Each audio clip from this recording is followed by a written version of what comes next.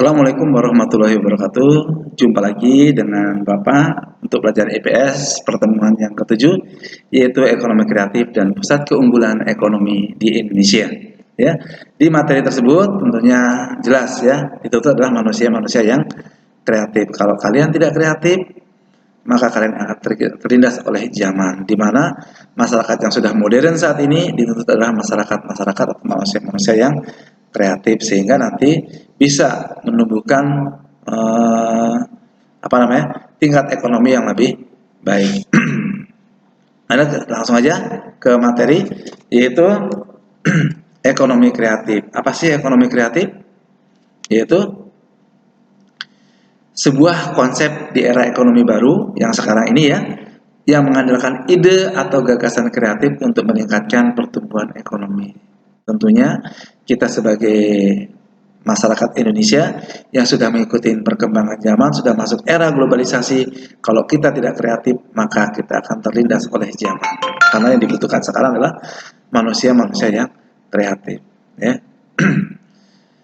Terus keinginan mengembangkan ekonomi kreatif di Indonesia diilhami oleh ekonomi dunia, yaitu John Hawkins, yang mengatakan bahwa the creation of value as a result of idea, penciptaan nilai sebagai sebuah hasil atau ide.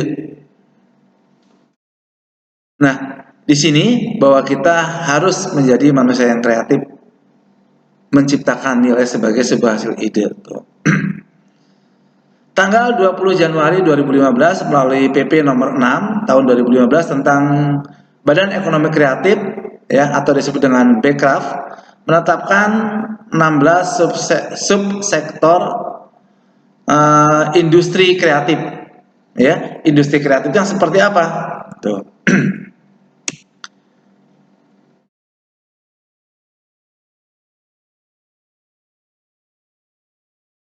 Mana industri kreatif? Ya, industri kreatif ya.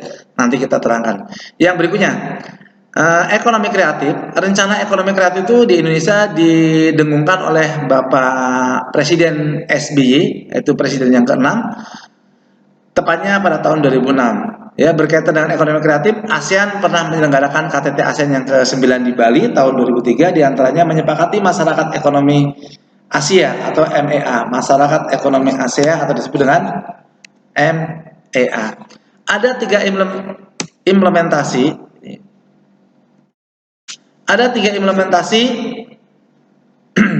tentang MEA ya, masyarakat ekonomi Asia, yaitu yang pertama, Indonesia sebagai pemasok energi dan bahan baku industri.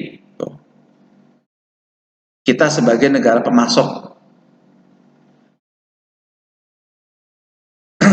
Terus kemudian memperluas pasar Indonesia ke level internasional. Jadi pasar itu bukan hanya dalam negeri saja, tetapi sudah masuk ke pasar internasional. Yang ketiganya, mendorong masuknya investor asing ke Indonesia. Jadi ada tiga ya. Kita sebagai pemasok, pasar Indonesia semakin luas, kemudian mendorong agar investor asing bisa masuk ke wilayah Indonesia. Tuh, didengungkan oleh SBY pada waktu itu. Dia ingin Indonesia sebagai negara yang menciptakan iklim ekonomi kreatif. Terus ekonomi kreatif seperti apa saja? Yang pertama, aplikasi dan pengembangan permainan. Itu aplikasi ya, di komputer bikin game dan segala macam, bikin kartun segala macam yang bisa dijual ya, atau yang bisa dikembangkan. Nah, di situ contohnya bahwa Indonesia juga pernah, anak bangsa kita pernah diambil oleh negara asing untuk membuat film animasi ya. Nah, itu berarti dia kan kreatif, dia bisa menghasilkan uang dan menjadi warga negara asing karena kreatifnya si dia membuat aplikasi dan pengembangan permainan, terutama di film-film animasi. Terus kemudian arsitektur ya, pengembangan arsitektur dan pengembangan pembangunan perumahan atau rumah atau hotel atau gedung apa saja. Nah, itu sekarang kalau kamu lihat di YouTube tuh ya, desain rumah itu udah bagus-bagus banget sekarang tuh. Itu dari siapa? Arsitektur. Nah, kamu bisa kuliah di situ nanti jurusan arsitektur. Desain interior, itu desain di dalam rumah. Sudut rumahnya seperti apa, kursinya bagaimana. Ya, pokoknya di dalam lah interior. Bagus, bikin sedemikian rupa sehingga orang yang tinggal dalamnya nyaman. Komunikasi visual, ya seperti jadi MC, ya kan? Kemudian bikin acara di TV, gitu kan? Seperti kayak Kick Engdi atau mungkin kegiatan seperti apa tuh namanya? Ya seperti kayak di bincang-bincang dengan artis, gitu kan? Itu kan komunikasi visual. Atau membuat desain produk, ya, membuka percetakan, kemudian desain produk, kemudian itu juga bisa dijual. Kemudian fashion, bagi kamu yang cantik mungkin bisa jadi modelnya, bagi yang kurang cantik bisa jadi yang mendesainnya, desain baju dan segala macamnya, ya, atau mungkin make up artis dan segala macam. Terus bikin film animasi atau bikin video-video kemudian dimasukkan ke YouTube bisa menghasilkan uang banyak. Sekarang ada video tentang aglonema tuh di Soro, diituin harga-harga, masukin di YouTube dapat uang. Kreatif namanya kan? Atau mungkin jadi fotografer, ya, atau mungkin membuat suatu kerajinan, anyaman, ukiran, lukisan, apa namanya, batik dan segala macam. Atau mungkin kuliner, ikut master chef gitu kan. Udah ikut master chef namanya bagus, bikin rumah makan, bikin kafe, ya. Kemudian yang hobi main musik bisa diteruskan main musiknya. Jangan diteruskan jadi musik, jadi pengamen di jalan-jalan, jangan ningkat-ningkat nantinya. Yang profesional tentunya. Penerbitan, bikin buku, bikin novel, periklanan, ya, yang bikin-bikin iklan itu di TV, itu juga orang-orang yang kreatif. Seni pertunjukan, ya, itu sekarang ya banyak ya seni pertunjukan itu. Seni rupa tadi melukis, ya, seni rupa itu melukis, membuat gambar, ya, terus kemudian kegiatan penyiar televisi dan penyiar radio. Nah itulah 16 macam jenis ekonomi kreatif. Lanjutnya, pengembangan pusat keunggulan ekonomi, ya. Nah, ini pusat keunggulan ekonomi Indonesia. Pusat keunggulan ekonomi Indonesia lokasi pokok utama yang memiliki keadaan yang lebih baik serta berkaitan dengan aktivitas manusia dalam memenuhi kebutuhan.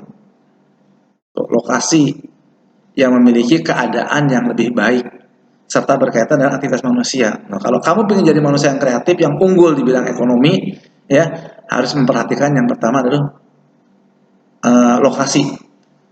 Kamu pengen jadi desainer tentunya yang banyak-banyak dikagumi artis ya baju-baju yang seperti apa gitu kan.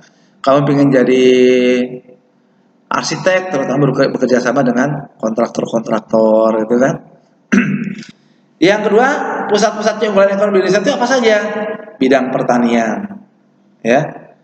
Ya mungkin jadi sarjana pertanian, jadi penyuluhan, bidang perkebunan, kebun kelapa sawit, kebun Indonesia itu banyak kebun-kebunnya ya. Itu bisa hutan. Indonesia juga termasuk negara paru-paru dunia tentang hutannya itu paling luas. Bidang industri, ya, itu termasuk diantara juga jadi pusat keunggulan di bidang pertambangan, batu bara, minyak bumi, gas alam, gitu kan.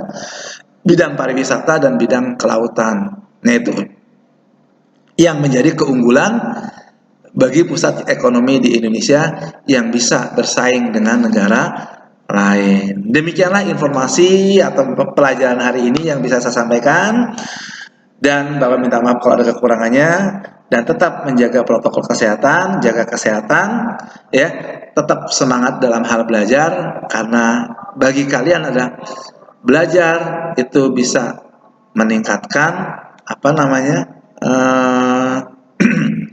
meningkatkan kecerdasan dan tentunya akan menjadi manusia yang berkualitas. Bagi orang yang nggak mau belajar, sulit sepertinya untuk menjadi orang berkualitas. Ya, sehingga kalau banyak belajar, derajatnya akan lebih tinggi ketimbang orang yang tidak mau pernah belajar. Baiklah anak-anakku sekalian, sampai ketemu di pertemuan yang ke-8. Terima kasih. Wassalamualaikum warahmatullahi wabarakatuh.